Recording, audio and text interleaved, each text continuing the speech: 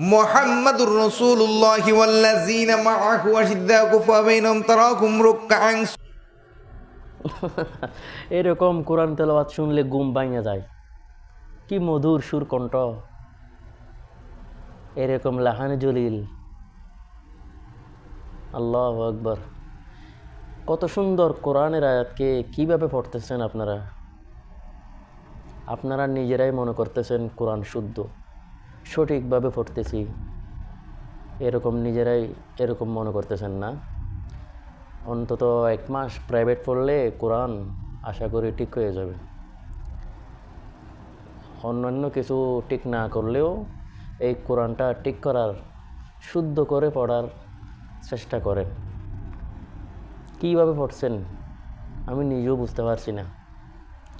কত সুন্দর আয়াত। মুহাম্মাদুর রাসূলুল্লাহি ওয়াল্লাযীনা মাআহু আশিদ্দাউ আলাল কুফফারি রুহামাউ বাইনাহুম। কত সুন্দর আয়াত। কীভাবে যে পড়ছেন আমি নিজেও বলতে পারতেছি না, কারণ আমার মুখ দিয়ে সেরকম আসতেছে না। দেখি তারপরে পড়েন। সীমাহুম ফি উজুহিম মিন আসরি সুজুদ। হায় রে আফসোস, এরকম কোরআন তেলাওয়াত আমার জিন্দেগি শুনে নেই। কীরকম আয়াতকে কীরকম করে পড়তেছেন। পৃথিবীর সব কিছু ভুল করলেও, বাংলা, ইংলিশ, গণিত সব কিছু ভুল করলেও গুনাহ হবে না, কিন্তু আল্লাহর কোরআন, এই পবিত্র কোরআনকে যদি লাহানে জলিল করে পড়েন, এটা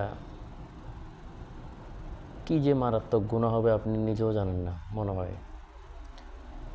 আপনার কোরআন সঠিক করার জন্য একটা ভালো মোল্লা ধরেন, প্রতিদিন 1 ঘন্টা সময় দিলেও আপনার কোরআনকে সঠিকভাবে পড়তে পারবেন।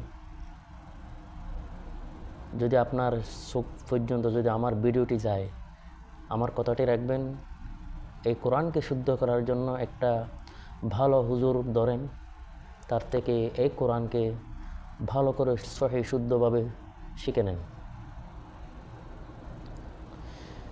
সীমাহুম ফি উজুহিহিম মিন আসারিস সুজুদ যালিকা মাসালুহুম ফিত তাওরাতি ওয়াল ইনজিল। কত সুন্দর আয়াত। আপনি কি যে পড়ছেন আমি নিজেও বলতে পারতেছি না। দেখি এরপরে পড়েন তো।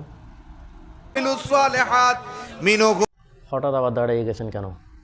নাহি কেউ আর এই জগত, মোরা এই দুনিয়ার ফান্দে। ও আচ্ছা, কিয়াম করছেন। বন্ধুরা, আপনারা দেখছেন যে কিয়ামটা উনি করছে, এই বেদাত, এরা হচ্ছে সমাজের ভাইরাস, এলাকার গোষ্ঠী। এদের কারণে মানুষ বেদাত পরিণত হচ্ছে, শিরকে পরিণত হচ্ছে। এদেরকে ফরম্যাট মারা দরকার, জায়গায় জায়গায় ফরম্যাট মারা দরকার। ফরম্যাট বলতে ওদেরকে মানে হাত টেক বেঁধে সাইজ করা দরকার। বন্ধুরা, চলুন এই বিদআত সম্পর্কে, শিরক সম্পর্কে আমরা ভালো সঠিক তথ্য জেনে নিই। আল্লামা নুরুল ইসলাম অলিপুরি সাহেব এখন আসবেন, আপনারা শুনুন বিদআত সম্পর্কে, কিয়াম সম্পর্কে, শিরক সম্পর্কে। আমার যুক্তি কয়, আমার শ্বশুরকে সম্মান করার জন্য যদি দাঁড়াইতে পারি, আমার বাবাকে সম্মান করার জন্য যদি দাঁড়াইতে পারি, আমার পীরকে সম্মান করার জন্য যদি দাঁড়াইতে পারি, আমার উস্তাদকে সম্মান করার জন্য যদি দাঁড়াইতে পারি, নবীকে সম্মান করার জন্য দাঁড়াইতে পারবো না কেন? এটা আমার যুক্তি কয়। কি কয়? আমার যুক্তি কয়। আমার যুক্তি আরও কয়, টেলিভিশনের বক্তা যদি আমাদের ঘরে ঘরে আসতে পারে, আজরাইল ফিরিস্তা যদি মুর্দার ঘরে ঘরে আসতে পারে, মুনকার নাকির ফিরিস্তা যদি মানুষের কবরে কবরে আসতে পারে, আকাশের চন্দ্র সূর্য যদি সারা দুনিয়ার এক প্রান্ত থেকে অপর প্রান্ত পর্যন্ত যেতে পারে, তাহলে আমার নবী আসতে পারবেন না কেন? এটা আমার যুক্তি কয়। কে কয়? যুক্তি কয়। এবার শুনেন নবীর তরিকায় কি কয়। হাদিস শরীফে রাসূল করিম সাল্লাল্লাহু আলাইহি ওয়াসাল্লাম বলেন, লা তাকুমু কামা তাকুমুল আআজিমু ইউআযযিমু বা'দুহুম বা'দা। অনারবীদের রাজনৈতিক বন্ধুরা, এতক্ষণ পর্যন্ত আমরা যে ভিডিওটি দেখছি এবং শুনছি, আমরা কিছু না কিছু কিয়াম সম্পর্কে জানতে পারছি। বন্ধুরা, এখনও শেষ হয় নাই, সামনে কিয়াম সম্পর্কে আরও অনেক গুরুত্বপূর্ণ কথা আছে। ভিডিওটি শুরু থেকে শেষ পর্যন্ত দেখে যাবেন ইনশাআল্লাহ। বন্ধুরা, আমরা এলাকার মধ্যে চেয়ারম্যান এবং মেম্বার, এমপি, ম্যাজিস্ট্রেট এদেরকে সম্মান করার জন্য দাঁড়িয়ে যাই। কেন সম্মান করার জন্য? একটা আমাদের সামনে যদি চেয়ারম্যান আসে, আমরা হুট করে দাঁড়িয়ে যাই সম্মান করার জন্য। আল্লাহর নবী হযরত মুহাম্মদ মুস্তাফা সাল্লাল্লাহু আলাইহি ওয়াসাল্লাম নিজেই বলেছেন, আমার সামনে দাঁড়ানো এটা আমার কোনো পদ্ধতি নয়। বন্ধুরা, চলুন সেই সম্পর্কে, সে বেদাত সম্পর্কে আমরা কথাটা শুনি। চলো।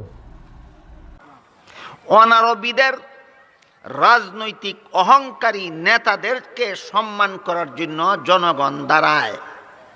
অহংকারী রাজনৈতিক নেতাদেরকে সম্মান করার জন্য জনগণ দাঁড়ায়। রাসূল বলেন, এটা নবীকে সম্মান করার পদ্ধতি নয়। এটা নবীকে সম্মান করার, আমার যুক্তি কি কইছিল আর নবীর তরিকায় কি কয়, কথা বুঝলেন কিনা? আমার যুক্তি বলছিল, টেলিভিশনের বক্তা যদি আমার ঘরে ঘরে আসতে পারে, আজরাইল যদি মুর্দার ঘরে ঘরে আসতে পারে, মুনকার নাকির ফিরিস্তা যদি মানুষের কবরে কবরে আসতে পারে, নবী আসতে পারবেন না কেন? এটা আমার যুক্তি এক হয়। নবী বলেন, আল আম্বিয়াউ আহইয়াউন ফি কুবুরিহিম ইউসাল্লুন। নবী রাসূলগণকে দাফন করার পরে আল্লাহ তাদেরকে জীবিত করে দেন। জীবিত হওয়ার পরে যার যার রওজা শরীফের ভিতরে থাকেন, ভিতরে থাকেন, ভিতরে থাকেন। আমার যুক্তি হয়, টেলিভিশনের বক্তা যদি আইতে পারে, নবী আইতে পারবেন না কেন? নবী বলেন, পারবেন কিনা পারবেন না সেই প্রশ্ন নয়, আসেন কিনা আসেন না সেই প্রশ্ন। নবী বলেন, দাফন করার পরে নবী কারো ঘরে ঘরে যান না, রওজা শরীফের ভিতরে থাকেন। তাইলে এক ব্যক্তি ঈদের দিন সকালে ঈদের নামাজের আগে নফল নামাজ পড়তেছিল। হযরত আলী রাদিয়াল্লাহু আনহু জিজ্ঞাসা করেন, তুমি ঈদের দিন সকালে কিসের নামাজ পড়ো? বলুন তো, নামাজ পড়াটা কেমন আমল? নেক আমল। আলী জিজ্ঞাসা করেন, তুমি কিসের নামাজ পড়ো? কয়, নফল নামাজ পড়ি। আলী কইলেন, ঈদের দিন সকালে নবীর তরিকা মতে কোনো নফল নামাজ নাই। অন্য দিন আছে, অন্য দিন সকালে নফল নামাজ আছে, সূর্য উদয়ের পরে আছে, দুপুরের আগে আছে, মাগরিবের নামাজের পরে আছে, আরো কত সময় আছে। কিন্তু ঈদের দিন সকালে নবীর তরিকা মতে কোনো নফল নামাজ নাই। লোকটা জবাব দেয়, কয়, নামাজ পড়াটা তো একটা নেক আমল। নেক আমল করলে কি আল্লাহ জাহান্নামে দিবেন? আমি তো আল্লাহরে খুশি করার নিয়তে পড়তাছি। এই লোকটার মধ্যে কি কি আছে, কি নাই? এই লোকটার মধ্যে তিনটা জিনিস আছে, 4 নম্বরটা নাই। এই লোকটার মধ্যে ঈমান আছে, এই লোকটার মধ্যে নেক আমল আছে, এই লোকটার মধ্যে সহিহ নিয়ত আছে, শুধু নবীর তরিকা নাই। কটা আছে, কটা নাই? তিনটার কি? প্রথমটা কি আছে? ঈমান আছে। 2 নম্বর কি আছে? 3 নম্বর কি আছে? সহিহ নিয়ত, আল্লাহরে খুশি, কিন্তু নবীর তরিকা নাই। এটার নাম বেদাত। এটার নাম বেদাত। আল্লাহ রাসূল বলেন, বেদাতীরা জাহান্নামী, বেদাতীরা জাহান্নামী। নেক আমল না করার কারণে,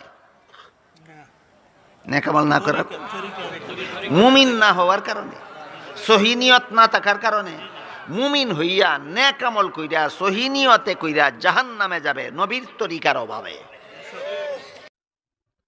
বন্ধুরা, এতক্ষণ পর্যন্ত আমরা যে ভিডিওটি দেখছি এবং শুনছি,